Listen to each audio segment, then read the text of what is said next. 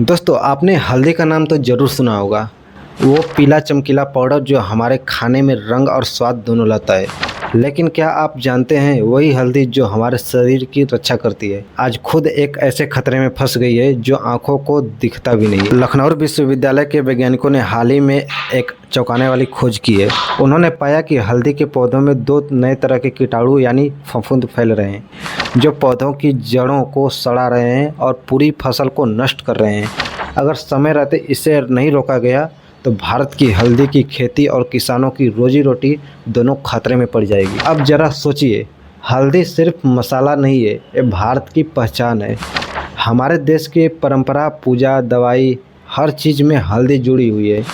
भारत दुनिया में सबसे ज़्यादा हल्दी उगाने वाला देश है। करीब 80% हल्दी सिर्फ भारत में पैदा होती है। आंध्र प्रदेश, महाराष्ट्र, तमिलनाडु, उड़ीसा और बिहार जैसे राज्य इसमें सबसे आगे है। अगर वही हल्दी बीमार हो जाए तो नुकसान सिर्फ किसान का नहीं होगा बल्कि पूरे देश की पीली अर्थव्यवस्था डगमगा जाएगी। अब सवाल उठता है, ये बीमारी आई कहाँ से? दरअसल वैज्ञानिकों ने बताया कि हल्दी के पौधों में दो नई फफूंदें पाई गई। पहली है पोलेटोट्रिकम सियामेंस और दूसरी फ्यूजेरियम प्रोलिफेरेटम। ये दोनों मिट्टी में रहती हैं और नमी, गर्मी और बारिश के मौसम में तेज़ी से फैलती है। जब खेत में ज़्यादा पानी रुक जाता है तो ये फफूंद जड़ों में घुसकर पौधों के अंदर से सड़ा देती है। ऊपर से पौधा हरा दिखता है लेकिन नीचे से पूरी जड़ खत्म हो चुकी होती है। बिल्कुल वैसे ही जैसे कोई दीवार बाहर से सुंदर लगे लेकिन अंदर से दीमक खा जाए। लखनऊ विश्वविद्यालय के वैज्ञानिकों ने खेतों में मिट्टी, पत्ते और जड़ें लेकर सूक्ष्मदर्शी से जांच की और जब उन्होंने डीएनए परीक्षण किया तो पता चला कि ये दोनों फफूंदे भारत में पहली बार पाई गई हैं।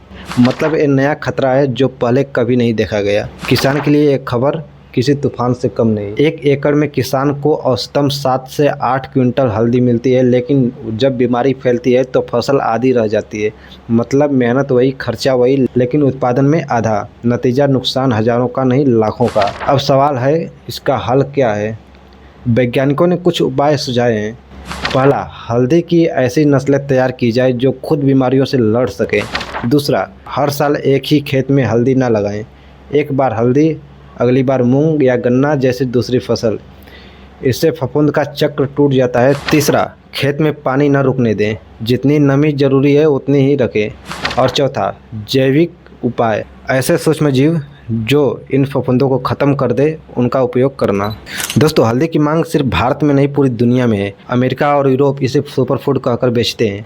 अगर भारत अपनी हल्दी को बीमारी से बचा लेता है तो हमारा निर्यात कई गुना बढ़ सकता है, लेकिन अगर बीमारी फैल गई तो हमारा एकाधिकार खत्म हो सकता है।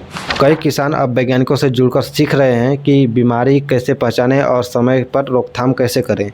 कुछ जगह मोबाइल ऐप भी बनाए जा रहे हैं जहां किसान पौधे की फ़ोटो भेजकर तुरंत सलाह ले सकते हैं। असल में हल्दी सिर्फ एक पौधा नहीं, धरती की दवा है। अगर ये बीमार पड़ी तो किसान ही नहीं, पूरी प्रकृति प्रभावित होगी। इसलिए हमें समझना होगा, धरती की सेहत ही हमारी सेहत है। हल्दी को बचाना सिर्फ खेती को नहीं बल्कि संस्कृति और सेहत दोनों को बचाना है। तो दोस्तों अगर आपको ये जानकारी उपयोगी लगी तो वीडियो को लाइक, शेयर और राज ज्ञान ऑफिशियल को सब्सक्राइब करें ताकि हम ऐसे ही सच्ची कहानी लेकर आते रहें।